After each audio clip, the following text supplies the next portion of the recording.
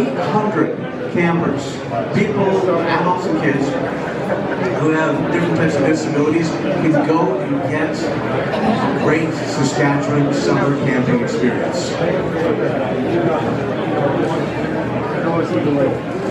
Over the years, the Draggin Custom Car Club has been able to give Camp East Seal about $2 million to help their facility.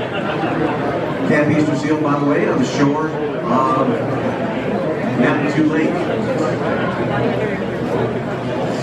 It's a wonderful place. Everything is specially designed so that the people with disabilities don't have to worry about different barriers and so forth that they find elsewhere.